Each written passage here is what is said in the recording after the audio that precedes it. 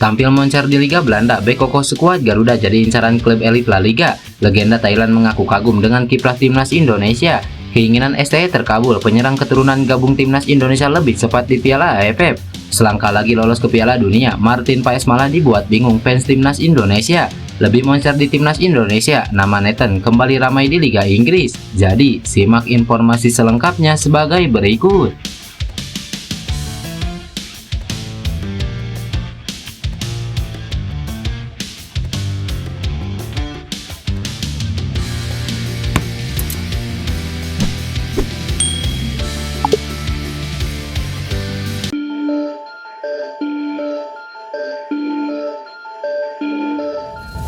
Bek timnas Indonesia Matt Silgers dikabarkan tengah menarik minat sejumlah tim Eropa karena tampil apik selama berseragam FC Twente.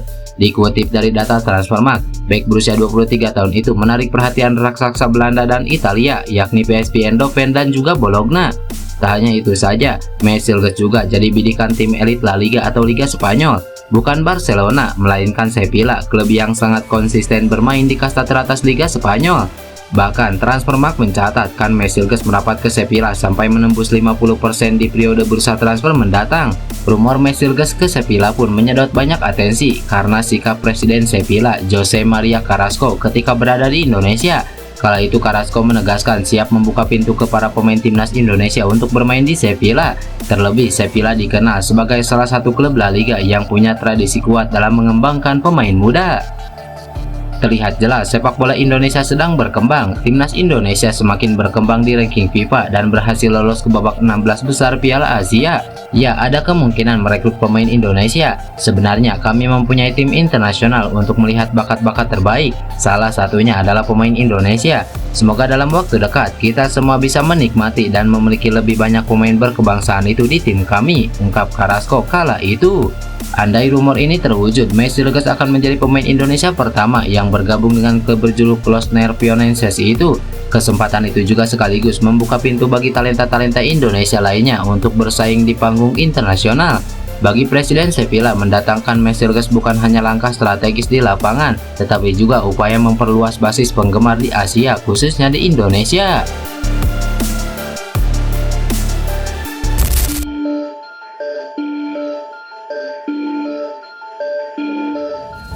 Baru-baru ini pujian setinggi langit dialamatkan legenda Thailand yakni Viapongpuon kepada timnas Indonesia jelang Piala AFF 2024. Sebagaimana yang diketahui, peningkatan signifikan memang dibuat timnas Indonesia dalam setahun belakangan. Indonesia kini menjadi satu-satunya tim ASEAN yang berlaga di putaran ketiga kualifikasi Piala Dunia.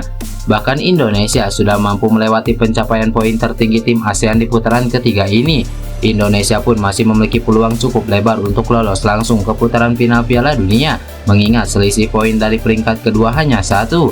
Jelang Piala AFF 2024 yang akan mulai bergulir pada akhir pekan ini, Viapongpuon pun menyoroti kualitas yang dimiliki Indonesia. Menurutnya, Indonesia bersama negaranya dan Vietnam masih menjadi calon kuat juara. Apakah kami bisa juara 3 kali berturut-turut? Itu tergantung siapa yang akan kami hadapi di semifinal.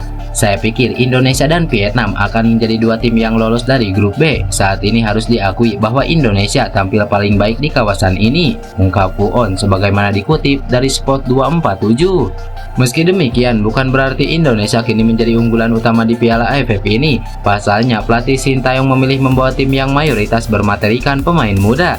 Meski begitu, kualitas yang dibawa Sintayong juga terbilang sangat baik, apalagi skuad saat ini juga dikombinasikan dengan beberapa pemain senior.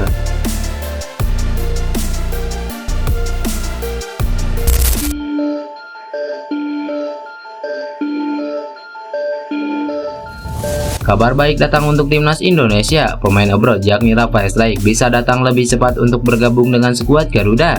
Sebelumnya, Brisbane Roar selaku klub Rafael Struijk mau melepas ke timnas Indonesia jika lolos ke semifinal Piala AFF. Sempat ada perubahan lebih cepat yaitu 17 Desember dan kini berubah lagi.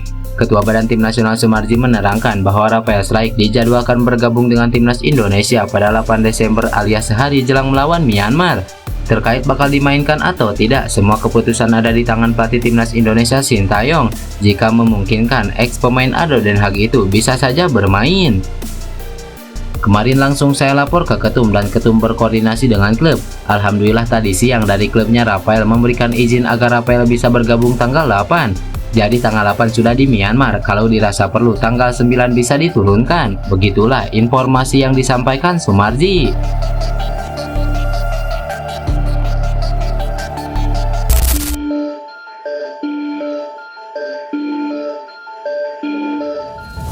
Seperti yang diketahui, timnas Indonesia saat ini sedang berjuang di putaran ketiga kualifikasi Piala Dunia. Skuad Garuda juga masih punya peluang lolos ke Piala Dunia. Anak asuh Sintayong kini menempati urutan ketiga klasemen sementara grup C kualifikasi Piala Dunia 2026 dengan torehan 6 poin.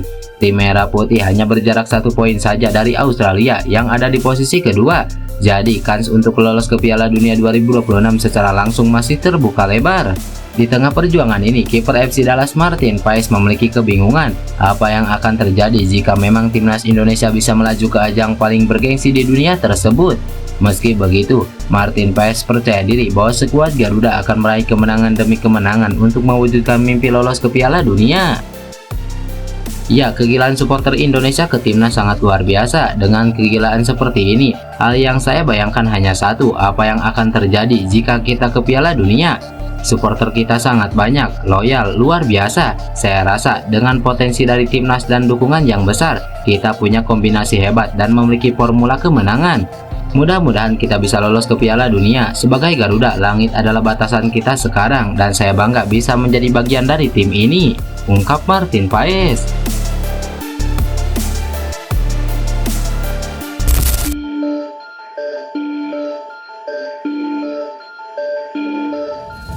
Nasib bek kiri timnas Indonesia Nathan Chow nampaknya masih belum menemui kejelasan, di mana pemain Swansea City tersebut dirumorkan berpotensi dijual pada bursa transfer terdekat. Nathan Chow merupakan bek kiri berusia 22 tahun yang sudah malang melintang bersama timnas Indonesia. Bersama skuad Garuda, Nathan sudah mencatatkan 10 caps. Ironisnya, Nathan justru lebih banyak mendapatkan menit bermain di timnas Indonesia ketimbang di Swansea City. Melansir dari salah satu media Inggris yaitu Footballic beberapa waktu lalu, Nathan dinilai akan mencoba hengkang dari Swansea City demi mendapatkan menit bermain. Bahkan hengkangnya Nathan dari Swansea City dinilai akan menguntungkan kedua belah pihak. Nathan sendiri sempat dipinjamkan ke SC Rennes namun tetap minim mendapatkan menit bermain. Kini di musim 2024-2025, Nathan baru tampil sebanyak 3 kali untuk Swansea City di semua ajang. Swansea City pun disebut harus ikut mengambil sikap atas nasib pemain timnas Indonesia tersebut.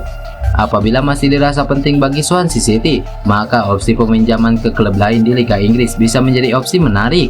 Namun apabila Swansea City lebih ingin menjual Nathan, maka klub asal Wales tersebut dinilai tak perlu bingung harus menjualnya kemana. Diketahui kontrak Nathan saat ini berlaku hingga 30 Juni 2026 mendatang bersama Swansea City. Namun karena minimnya menit bermain, maka kepindahan Nathan akan menjadi langkah yang besar bagi bek timnas Indonesia tersebut.